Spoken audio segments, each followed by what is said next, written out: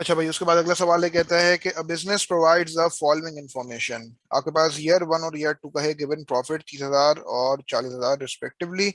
Cost of good sold given है year one और year two की 2,40,000 और 3,20,000 रिस्पेक्टिवली। कहता है कि भाई the owner then discovers that at the end of year one the value of inventory, यानी कि ईयर वन की ending inventory was over stated by $2,000। ठीक है ना, आपने एंडिंग इन्वेंट्री को ईयर वन की इंक्रीज किया हुआ था। तो ठीक करने के लिए आप क्या करोगे, उस एंट्री को डिक्रीज कर दोगे। तो अब आपने बताना है कि what are the correct profits for the year one and cost of goods sold figures. ठीक है ना भाई, I mean what are the correct profits for the year, यानी कि ईयर वन और ईयर टू के प्रॉफिट्स और cost of goods sold corrected figure, ये आपने बताना है यहाँ पे। ठीक है ना, अब सबसे पहली बात है कि एंडिंग इन्वेंट्री को ना जब आप ओवर वैल्यू करके रखते हो, ओवर स्टेट करके रखते हो, तो होता क्या है उसका इफेक्ट कि कॉस्ट ऑफ गुड्स सोल्ड उसके बदले में डिक्रीज होता है। जब आप, ये मैं ऊपर वर्किंग कर रहा हूँ, क्लोजिंग इन्वेंट्री को जब बढ़ाते हो ना, तो आपका कॉस्ट ऑफ गुड्स सोल्ड जो है वो बेसिकली आपका डिक्रीज होता है, और बदले में आपका जो ग्रॉस प्रॉफिट और नेट प्रॉफिट है ना वो इंक्रीज होता है। ठीक है, ये सिंपल सी कहानी है। अब क्लोजिंग इन्वेंट्री को आप कम करोगे ना, आपने खामा ओवर स्टेट करके रखा हुआ है, तो क्लोजिंग इन्वेंट्री को जब आप कम करोगे तो बेसिकली क्या होगा, कॉस्ट ऑफ गुड्स सोल्ड आपकी जो है वो इंक्रीज हो जाएगी, और बदले में ग्रॉस प्रॉफिट और नेट प्रॉफिट आपका कम हो जाएगा। तो एक बात तो बड़ी ऑब्वियस है कि यार profit for the year one जो 30,000 है ना, वो करेक्ट करने के लिए आप क्या करोगे, 30,000 माइनस 2,000, यानी कि corrected profit of year one तो 28,000 हो जाएगा, इसमें से 2,000 सब्ट्रैक्ट हो जाएंगे।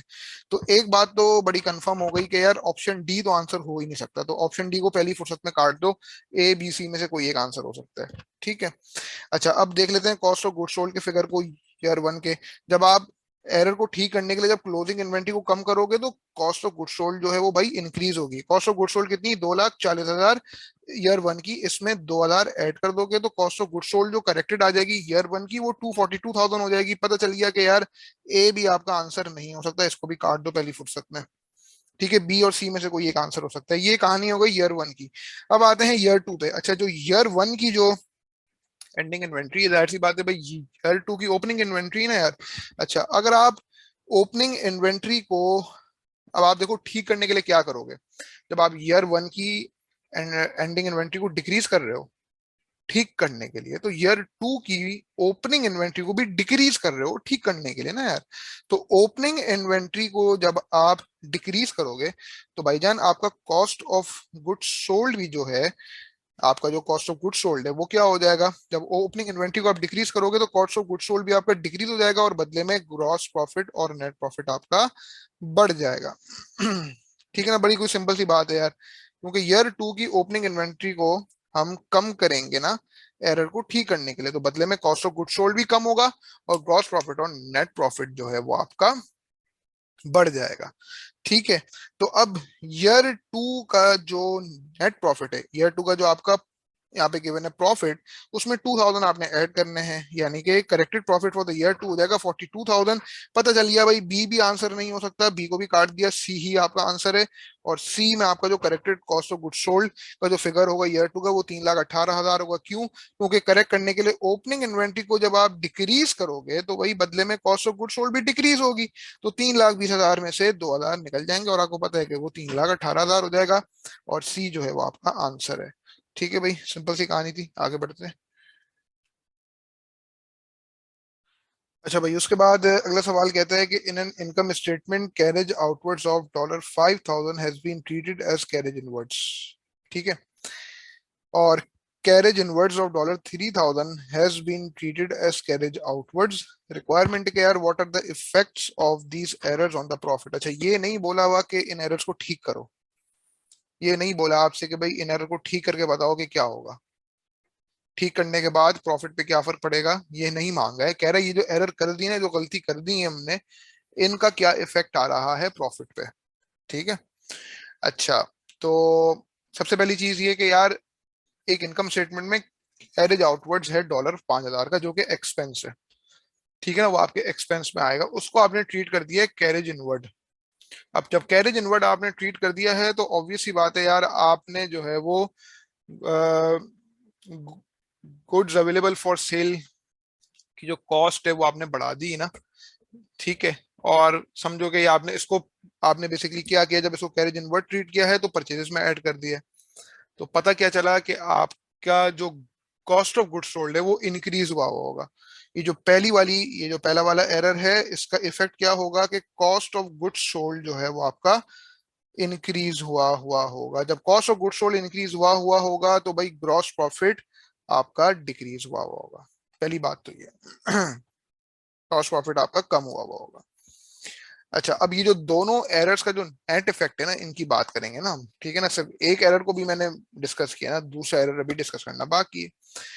कहता है दूसरा एरर के carriage inwards of $3000 had been treated as carriage outwards. जो चीज आपको परचेजेस में ऐड करनी चाहिए थी 3000 की, आपने नहीं किया, आपने उसको एक्सपेंस रिकॉर्ड कर दिया। आपने उसको क्या किया है, एक्सपेंस रिकॉर्ड कर दिया, आपने उसको कैरेज आउटवर्ड्स में डाल दिया है। ठीक है, तो इसका मतलब क्या हुआ कि 3000 से बेसिकली क्या हुआ होगा, आपकी जो गुड्स अवेलेबल फॉर सेल है वो डिक्रीज हुई हुई होगी, जिसकी वजह से आपकी कॉस्ट ऑफ गुड्स सोल्ड भी डिक्रीज हुई हुई होगी। इसकी वजह से कॉस्ट ऑफ गुड्स सोल्ड भी आपकी डिक्रीज हुई हुई होगी और ग्रॉस प्रॉफिट, नेट प्रॉफिट आपका बढ़ा हुआ होगा। अच्छा, अब इनकी ये तो एरर वन और एरर टू की बात कर रहा हूँ। एरर वन की अमाउंट कितनी थी, 5000, और एरर टू की अमाउंट कितनी थी, 3000।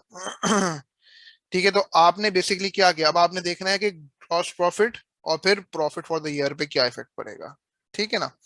अब आपने बेसिकली ग्रॉस प्रॉफिट को कम किया हुआ है 5000 से, और ग्रॉस प्रॉफिट को बढ़ाया हुआ है 3000 से, यानी कि ओवरऑल जब इसका नेट इफेक्ट देख रहा हूं तो ओवरऑल आपने ग्रॉस प्रॉफिट को 2000 से डिक्रीज किया हुआ है।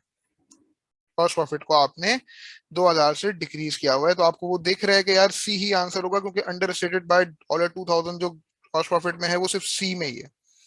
बस ये देख लेते हैं कि profit for the year, profit for the year यानी कि नेट प्रॉफिट की जो हम बात कर रहे हैं उस पर कोई इफेक्ट क्यों नहीं पड़ा होगा।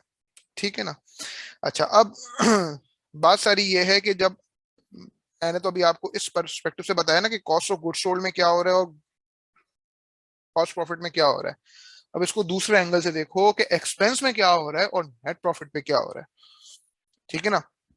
तो अगर आप पहले वाले एरर को देखो, जो चीज आपको कैरेज इनवर्ट रिकॉर्ड करनी थी, आपने आई मीन जो चीज आपको कैरेज आउटवर्ड्स रिकॉर्ड करनी थी $5000 की, वो आपने कैरेज इनवर्ट रिकॉर्ड कर दिए।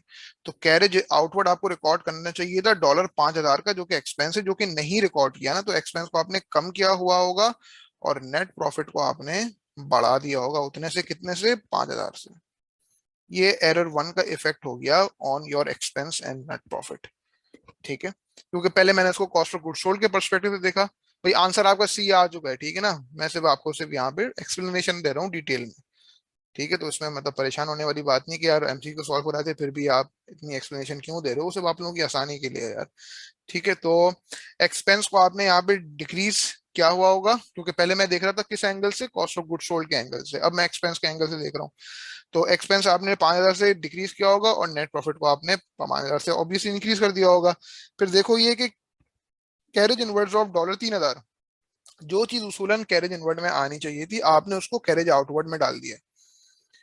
ठीक है ना, तो आपने एक्सपेंस को जो है वो 3000 से इंक्रीज कर दिया होगा, उसके बदले में नेट नेट प्रॉफिट आपका डिक्रीज हो गया होगा 3000 से। तो अब आप ये देखो कि प्रॉफिट फॉर द ईयर यानी कि नेट प्रॉफिट पे क्या इफेक्ट है।